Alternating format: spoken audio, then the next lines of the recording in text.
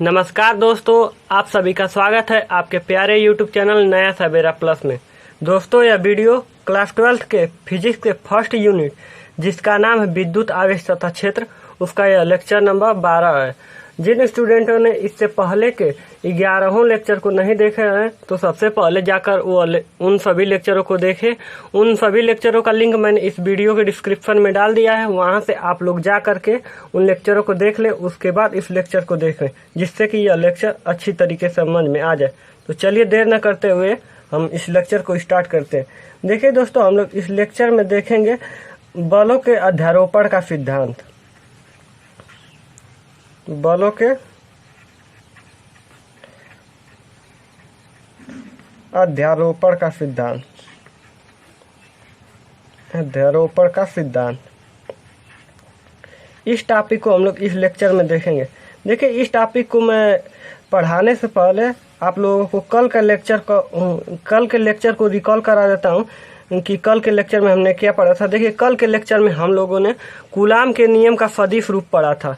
यदि आप लोगों को अच्छी तरीके से याद हो तो अच्छी बात है, नहीं तो मैं एक बार फिर से आप लोगों को बता देता हूं कि कूलाम के नियम का सदिश रूप क्या था, क्योंकि उसका हम लोग इसमें बहुत ज़्यादा यूज करेंगे।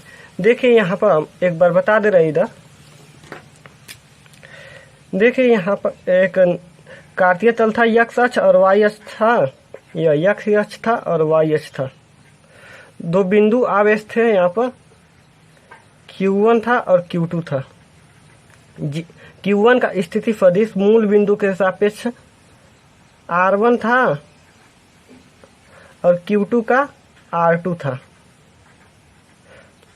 और Q1 के कारण Q2 पर जो लगने वाला बल था वह था आपका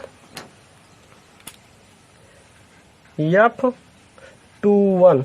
देखिए, यहाँ पर 2 पहले लिखाएगा क्योंकि 2 पर लग रहा है और 1 के कारण लग रहा है तो 1 बाद में लिखाएगा। और यहाँ पर जो लगने वाला बल था आपका दूसरा Q2 के कारण Q1 पर वह था F12 था।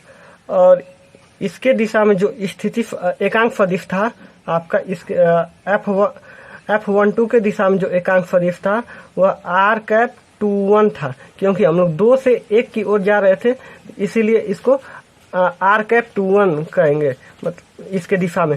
और इसके दिशा में जो F21 है, उसके दिशा में जो एकांक सदिश था, इधर ही हम बना दे रहे हैं। एकांक सदिश था वह था आपका, यहाँ पर हम लिख दे रहे हैं इधर, इसी को खींचकर, यह था R12 था। क्योंकि हम लोग 1 से 2 की ओर जा रहे थे तो यह इसका एकांक सदिश, मतलब इस बल की यह दिशा थी और इस बल की यह दिशा। तो सूत्र क्या आया था, कूलाम के नियम का सदिश रूप क्या आया था, वह आया था, ध्यान दीजिएगा। इसी सूत्र का मतलब यूज करेंगे। किस तरह से हम लिख रहे हैं, बिना देखे इन सभी को हम लोग लिख सकते हैं उस सूत्र को। देखिए कैसे, पहले मैं इस फिगर को देख कर लिख रहा हूँ, उसके बाद आप लोगों को बिना इस फिगर को देखे ही लिखना सिखाऊंगा। देखिए, हम लोगों ने लिखा था क्या, जो बल F12 था, मतलब इस पर जो बल Q1 पर लग रहा था वह क्या था, K का मतलब 1/4 पर एप्सिलॉन0 और Q1 Q2 बटे के R की जगह पर इनके बीच की दूरी। इस दिशा में बल लग रहा है तो इस दिशा का हम लोग दूरी लेंगे, इधर की ओर का दूरी लेंगे। इधर की ओर दूरी क्या थी, R21 थी और इसका वर्ग था इंटू R21। यही था एक समीकरण आप लोगों का। यदि आप लोग कल के लेक्चर को अटेंड किए होंगे, अच्छे से पढ़े होंगे, रिवीजन करके आए होंगे इस लेक्चर को देखने के लिए, तो आप लोगों को यह जरूर से जरूर याद होगा कि यही फार्मूला आया था। और दूसरा जो फार्मूला आया था वह F21, मतलब इस पर Q2 पर जो बल लग रहा था वह Q1 Q2 बटे के। देखिए, इस दिशा में हम लोग अब लेंगे दूरी, तो वह R12 का वर्ग इंटू R12। तो देखिए, अगर हम लोगों ने चित्र को देख कर लिखा। यदि बिना चित्र को देखे ही लिखना होगा तो हम लोग कैसे लिखेंगे इसको। तो देखिए, जिस हम लोगों को 2 मतलब आवेश हम लोगों को यह तो पता रहेगा किनके बीच, किन आवेशों के बीच हम लोगों को बल ज्ञात करना है। तो हम लोगों को मान लीजिए Q1 Q2 के बीच, इसी हम लोग फार्मूले को बिना देखे ही बता रहे हैं कैसे आप लोगों को लिखना है। देखिए, जो आवेश हम लोगों को पता रहते हैं पहले से ही, Q1 Q2 मान लीजिए यहाँ पर हम लोगों को पता है Q1 Q2 आवेश है, तो हम लोगों को देखना है Q1 पर आवेश, तो हम लोग जानते हैं जब Q1 पर आवेश देखेंगे Q1 पर बल देखेंगे Q2 के कारण, तो हम लोग उसको क्या लिखते हैं, बल को हम लोग देख रहे हैं Q1 पर बल, तो Q1 मतलब 1 पर देख रहे हैं 2 के कारण, तो इस तरह लिख लेते हैं और बराबर यहाँ फिर उसके बाद K Q1 Q2। यहाँ तक तो आप लोगों को कोई दिक्कत नहीं था। बटे में R स्क्वायर मतलब दूरी में अब क्या लिखते हैं, देखिए दूरी में R, तो R मतलब दूरी को R से प्रदर्शित कर देते हैं यहाँ पर, और यहाँ पर जो यह लिखाता है वह कैसे लिखाता है, देखिए यहाँ पर जो बल लिए हैं मतलब 1 2 है, तो यहाँ पर 2 1 रहता है, उल्टा इसका विपरीत, और इसका वर्ग हो जाता है और इंटू R कैप हो जाता है, और यहीं 2 1 रहता है। उम्मीद करता हूँ आपको लिखना यह आ गया होगा। किस तरह से हमने लिखा, देखिए हमने देखा है Q1 पर बल, किस पर बल हम लोग देख रहे हैं, Q1 पर बल देख रहे हैं। Q1 पर कितना बल है, Q1 पर किसके कारण, Q2 के कारण। तो देखिए हम लोग लिखना बल को कैसे लिखते हैं, यदि Q1 पर बल देखना है Q2 के कारण, तो उस बल को कैसे लिखते हैं, F बराबर 1 पर देख रहे हैं 2 के कारण कितना लग रहा है, तो उसको इस तरह इतना मतलब F को कैसे लिखते हैं, F बराबर 1 2 मतलब 1 पर लग रहा है 2 के कारण, इसको अब बराबर K का मान 1/4 एप्सिलॉन नॉट हो जाता है, और Q1 Q2 मतलब दोनों आवेशों का परिमाण का गुणनफल और उनके बीच की दूरी क्या हो जाती है। यहाँ पर दूरी के लिए ना, जो यहाँ पर बल का मतलब 1 2 है, तो उसका पलट जाता है 2 1 हो जाता है। यहाँ पर देखिए R 2 1 का वर्ग और इंटू R कैप 2 1 हो जाता है। इस तरह से उम्मीद करता हूँ आपको यह लिखना आ गया होगा। अब देखिए इसी का हम लोग लिख कर देखते हैं। अब देख रहे हैं Q2 पर हम लोग देख रहे हैं Q1 के कारण, तो देखिए इसको क्या लिखेंगे, 2 पर देख रहे हैं बल, किसके कारण देख रहे हैं, 1 के कारण, तो यहाँ पर 2 और यहाँ पर क्या हो जाएगा 1, और K तो आपका रहेगा ही, और Q1 Q2 भी रहेंगे, क्योंकि दोनों आवेशों का यहाँ का परिमाण, जो 2 आवेश लेते हैं उनका परिमाणों का गुणनफल रहता है, और इनके बीच की दूरी यहाँ पर क्या हो जाएगी R, और इसका हमने कहा इसको मतलब पलट दीजिए, यहाँ पर 2 1 लिखा है, तो यहाँ पर 1 2 लिख दीजिए और फिर इसका वर्ग कर दीजिए इंटू R कैप 1 2। उम्मीद करता हूँ आप लोगों को कूलाम के नियम का सदिश रूप लिखना आ गया होगा बिना फिगर को देखे ही। तो चलिए हम लोग अब अपने आज के टॉपिक की ओर, बलों के अध्यारोपण का सिद्धांत की ओर बढ़ते हैं। तो चलिए सबसे पहले देखिए, यह कोई सिद्धांत नहीं है, सिर्फ इसी तरह इसका नाम पड़ गया बलों के अध्यारोपण का सिद्धांत। तो देख लेते हैं यह बलों के अध्यारोपण का सिद्धांत कहता क्या है। देखिए मैं फिर से यहाँ पर हेडिंग डाल दे रहा हूँ, क्योंकि ऊपर तो मैंने कूलाम के नियम का सदिश रूप पढ़ाया है, मतलब समझाया कैसे डायरेक्ट लिखेंगे। तो देखिए यहाँ पर फिर से डाल दे रहे हैं हेडिंग, बलों के अध्यारोपण का सिद्धांत।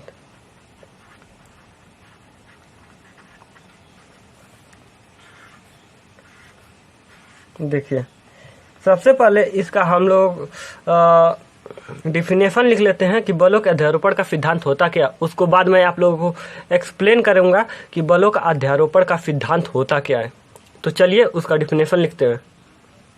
देखिए दोस्तों, यह इसका स्टेटमेंट है, क्या है देखिए, यदि किसी निकाय में अनेक आवेश उपस्थित हो तो उसमें से किसी एक आवेश पर निकाय के अन्य आवेशों के कारण लगने वाला परिणामी बल उस आवेश पर निकाय के प्रत्येक आवेश के कारण लगने वाले अलग अलग बलों के सदिश योग के बराबर होता है। इसे ही बलों के अध्यारोपण का सिद्धांत कहते हैं। यह एकदम आपके ऊपर से गया होगा, लेकिन मैं आप लोगों को समझाता हूँ कि यह क्या कह रहा है। देखिए यह कह रहा है कि देखिए सबसे पहले इसमें कुछ मीनिंग है, उन सभी का समझ जाइए, क्योंकि वह फिजिक्स में बार बार वह टर्म यूज होंगे और आप लोग कंफ्यूज रहेंगे। देखिए निकाय इसमें यूज किया गया है। निकाय का मतलब होता है कोई भी वस्तु। निकाय का क्या अर्थ होता है, कोई भी वस्तु, किसी वस्तु के बारे में बात कर रहा है। और इसमें क्या यूज किया गया टर्म, एक नया टर्म देखिए यहाँ पर परिणामी बल। परिणामी बल का मतलब पूरा मतलब उस पर नेट कितना आया, हल पूरा एकदम मान लीजिए कोई भी क्वेश्चन को हम लोग हल करेंगे, जो इसका आंसर आएगा वो उसी को हम लोग पूरा परिणामी कहते हैं। तो उसका आंसर मतलब पूरा बल उस पर जितना भी लग रहा है वह कितना लग रहा है, यह है। तो देखिए कहीं पर भी फिजिक्स में आप लोगों को निकाय लिखा मिल जाए तो आप लोग जान जाइए कि वह किसी न किसी वस्तु के बारे में बात कर रहा है। अब परिणामी का मतलब होता है उसका एकदम अंत में कंक्लूजन, मतलब निष्कर्ष, उसका हल कितना है, आंसर कितना है, उसी को परिणामी कहते हैं। तो देखिए मैं इसको समझा रहा हूँ कि बलों के अध्यारोपण का सिद्धांत होता क्या है। देखिए बलों के अध्यारोपण का सिद्धांत यह कहता है, कहता है कि कोई वस्तु है, यहाँ पर फिगर के माध्यम से मैं आप लोगों को समझाना चाहता हूँ, क्योंकि फिगर सबसे बेस्ट समझने का तरीका होता है। हमारी आंखें जो होती है फिगर को बहुत ही तेज कैच कर लेती है। देखिए यह कह रहा है बलों के अध्यारोपण का सिद्धांत यह कहता है, मान लीजिए कोई वस्तु है, ये देखिए कोई वस्तु है, मान लीजिए कोई वस्तु, और कह रहा है कि इसमें बहुत सारे आवेश है, Q1 है, Q2 है, Q3 है, इसी तरह Qn है, मतलब बहुत सारे आवेश हैं। तो इसमें से कह रहा है कि मान लीजिए यह कोई वस्तु है जिसमें बहुत सारे आवेश है, तो उनमें से जो एक आवेश है, कोई भी एक आवेश है, उस पर जो पूरा लगने वाला, इन आवेशों के कारण जो लगने वाला बल है, देखिए इसमें बहुत सारे आवेश हैं। मान लीजिए हम लोग एक कह रहा है कि जो इस पर कोई एक आवेश ले लीजिए, कोई भी आवेश ले लीजिए, मान लीजिए हम Q2 को ले लिए, यहाँ पर Q2 को ले लिए, तो कह रहा है कि Q2 पर जो लगने वाला पूरा बल होगा, नेट बल होगा, वह क्या होगा, वह जितने भी आवेश है उनके द्वारा लगाए गए बलों के सदिश योग के बराबर होगा। मतलब इसका कहने का क्या मतलब है कि Q2 पर जो बल पूरा लगेगा, नेट बल आपका जो Q2 पर लगेगा, वह Q1 के कारण जो लग रहा है बल उसका, Q3 के कारण जो बल लग रहा है उसका, Q4 Q5 इसी तरह के Qn के कारण जो बल लग रहा है, उन सभी बलों का हम लोग जब सदिश योग करेंगे, तो हम सदिश योग करेंगे तो जो बल आएगा उसी के बराबर होगा। यही बलों के अध्यारोपण का सिद्धांत कहता है। देखिए एक बार फिर से समझ लीजिए कि बलों के अध्यारोपण का सिद्धांत कहता क्या। देखिए इसका स्टेटमेंट ही सिर्फ इम्पोर्टेंट है, ऐसे या बोर्ड में कभी भी नहीं पूछा और आगे भी नहीं पूछेगा। इसका यूज हम लोग सिर्फ न्यूमेरिकल लगाने में करते हैं और इससे बहुत ही हाई लेवल के न्यूमेरिकल बनते हैं। नीट में, IIT में, यहाँ तक ऊपर के एकदम न्यूमेरिकल बनते हैं इसमें। तो इसको बहुत ही ध्यानपूर्वक समझिएगा, क्योंकि इसका जो वेक्टर फॉर्म है वो मतलब इससे बहुत अच्छे तरीके के न्यूमेरिकल बनते हैं। देखिए ये बलों के अध्यारोपण का सिद्धांत कहता क्या। देखिए यह कहता है यदि कोई वस्तु है, मान लीजिए फिर से मैं दूसरा फिगर बता रहा हूँ, देखिए इधर बता दे रहा हूँ, देखिए इधर यह क्या रहा है। देखिए कोई वस्तु है यहाँ पर, मान लीजिए यह कोई वस्तु है, बड़ा सा बना रहा है कि अच्छा थोड़ा फिगर भी लगेगा और आप लोगों को अच्छा भी समझ में आएगा। देखिए यहाँ पर कोई वस्तु है यहाँ पर और इसमें बहुत सारे आवेश हैं, बहुत सारे आवेश, मान लीजिए Q1 है, Q2 है, Q3 है, इस तरह का के Qn तक है, मतलब बहुत सारे हैं, इसमें बहुत सारे हैं जिनकी गणना नहीं की जा सकती। मान लीजिए इसमें तो देखिए इतने सारे आवेश है इसमें, और कह रहा है कि यह मतलब सिद्धांत कहता है कि यदि किसी वस्तु में बहुत सारे आवेश हो और उनमें से एक आवेश पर हम लोगों को पूरा बल ज्ञात करना हो, एक आवेश पर पूरा बल ज्ञात करना हो, तो हम लोग क्या करेंगे, जो बल की गणना करनी होगी तो हम लोग अलग अलग मतलब जो आवेश हैं इसमें और जो अतिरिक्त आवेश है वह इस पर कितना कितना बल लगा रहे हैं, जितना बल लगाएंगे उन सभी बलों को हम यदि सदिश योग कर देते हैं तो इस पर पूरा आवेश पता चल जाएगा।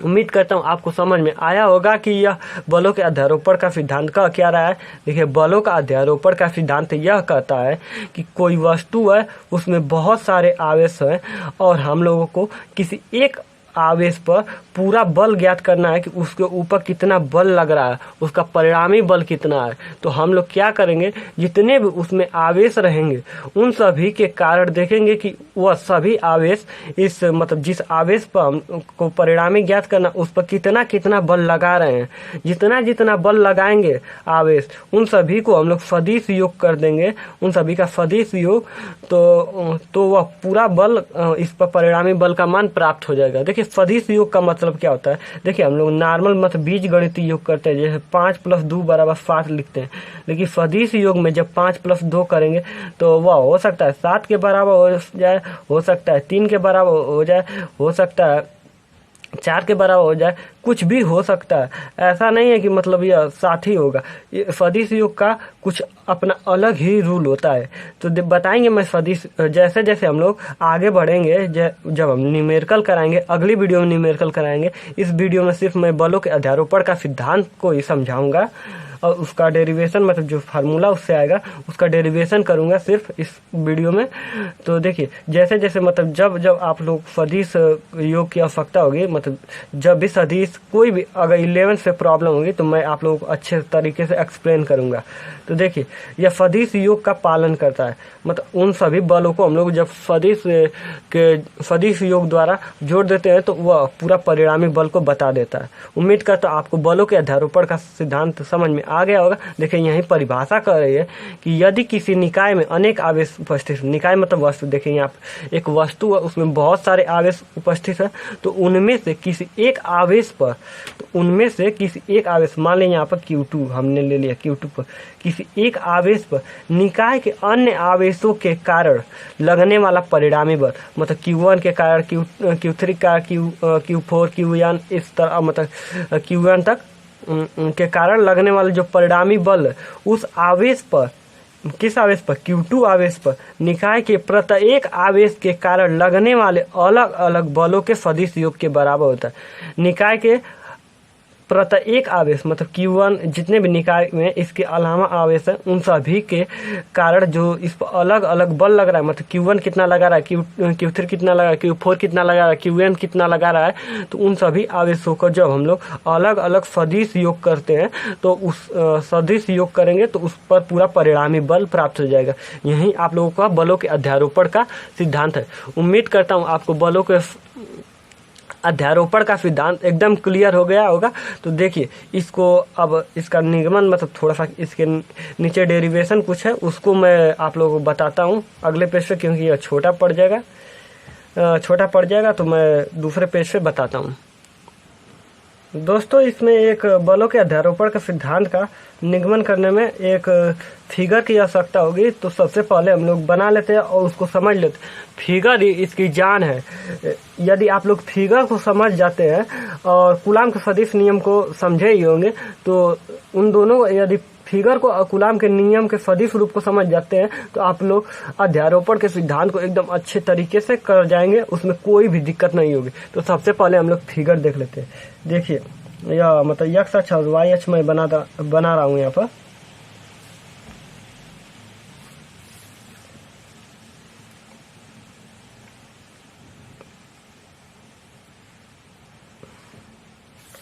देखिए, यह x अक्ष है, यह y अक्ष है और यह आपका मूल बिंदु है। यहाँ पर मान लेते हैं हम लोग सबसे पहले एक आवेश, बिंदु आवेश है Q1 है, मतलब बहुत सारे, मान लीजिए यहाँ पर कोई वस्तु रखी हुई है और उसमें बहुत सारे आवेश हैं। तो मान लीजिए सबसे मतलब यहाँ पर मान लीजिए एक यह आवेश है, एक यह आवेश है। देखिए, सबसे मतलब यह Q1 है, यह Q2 है। इनका स्थिति सदिश मैं बना दे रहा हूँ।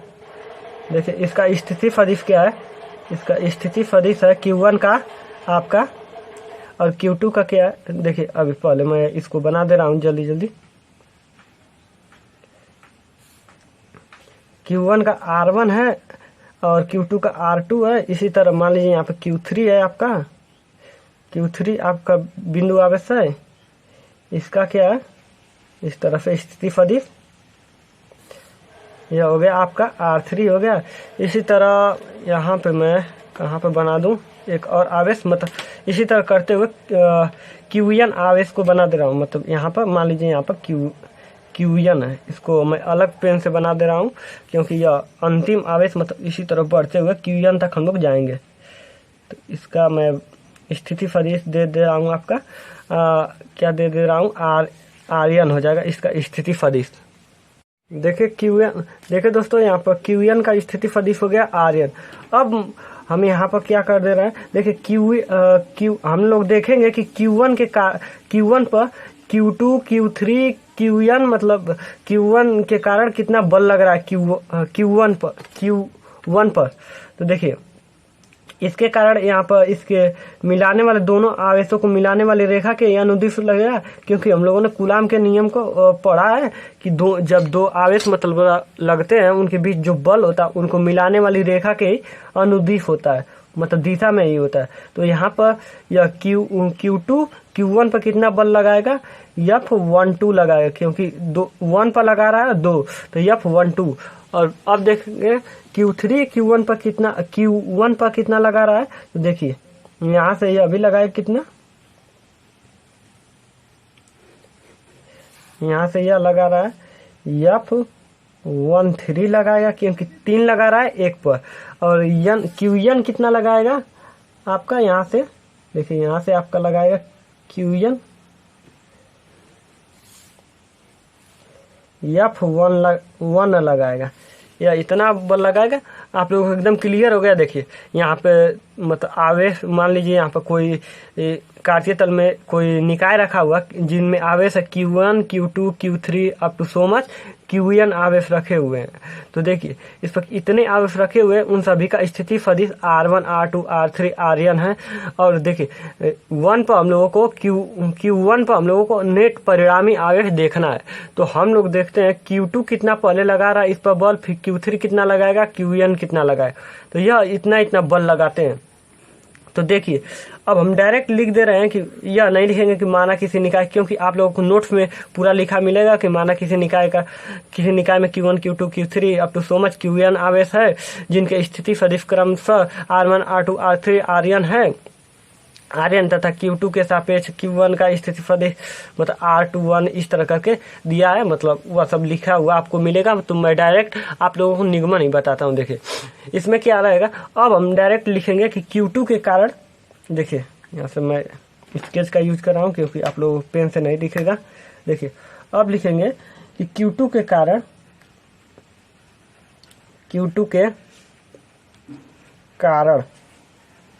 Q1 पर आरोपित बल, मतलब लगने वाला बल कितना हो जाएगा। देखिए आरोपित बल हम लोग सदिश रूप में लिख रहे हैं, और मैंने सदिश रूप में आप लोगों को अभी मतलब इसी लेक्चर को जब शुरू किया था तो मैंने रिकॉल कराया था कूलाम के सदिश का नियम, डायरेक्ट लिखने का तरीका। तो मैं डायरेक्ट यहाँ पर लिखूंगा, आप लोग भी डायरेक्ट लिखिएगा। यहाँ पर देखिए आरोपित बल कितना हम लोग सदिश रूप में, तो देखिए Q2 लगा रहा है Q1 पर, 1 पर लगा रहा है 2, और K यहाँ पर रहेगा Q1 Q2 बटे के, R के जगह पर यहाँ पर मैंने कहा था कि मतलब जो R रहेगा और इसके नीचे मतलब जो सदिश के रूप में मतलब दूरी रहती है, यहाँ पर इन दोनों को पलट देते हैं हम लोग।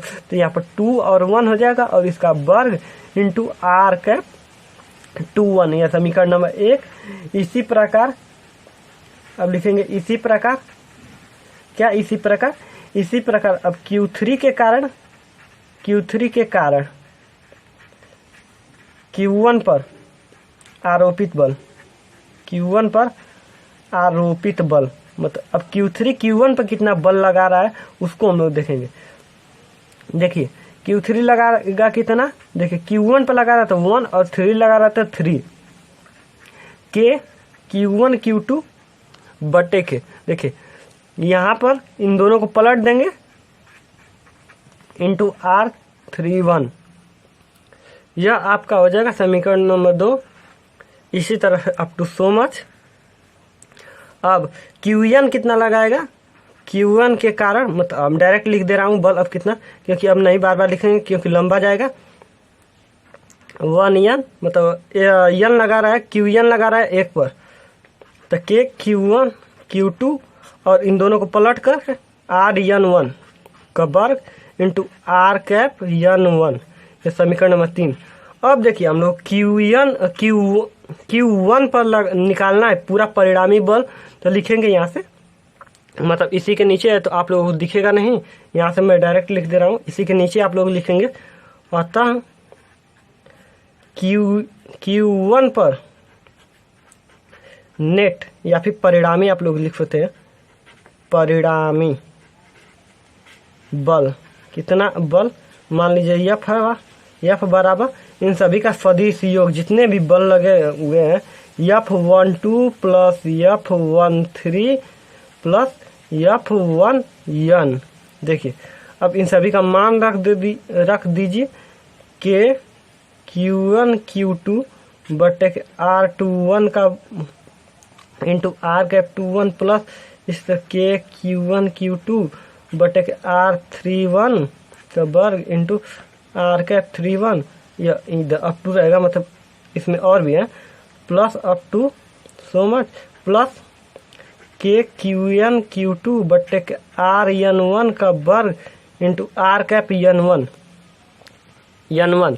देखिए तो इसमें से के आपका कॉमन है तो के को पूरा निकाल लीजिए, या फिर बराबर हो जाएगा के Q1 Q2 को भी निकाल देते, रहने दीजिए, छोड़िए Q1 Q2 को अंदर ही, Q1 Q2 बटे के R21 का whole square into R cap 21 plus Q1 sorry यहाँ पे देखिए गलती हो गया, यहाँ पे देखिए या तो Q1 Q2 के कारण हुआ है, तो यहाँ पर Q3 और Q1 के कारण देखेंगे तो यहाँ पर 3 रहना चाहिए, क्योंकि दोनों जिन आवेशों के बीच परिमाण देख रहे हैं उन आवेशों का, जिन आवेशों के बीच बल देख रहे हैं उन आवेशों का परिमाण होना चाहिए। तो यहाँ पर देखिए Q1 और Q3 के है, तो कि यहाँ पर Q2 मैंने लिख दिया है, गलती हो गया है, सॉरी, इंसान से ही गलती होती है। देखिए यहाँ पर n और 1 के कारण होता है, तो यहाँ पर n रहेगा, तो यहाँ पर या तो 1 2 के बीच था, यहाँ पर 1 3 रहेगा, यहाँ पर 1 n रहेगा,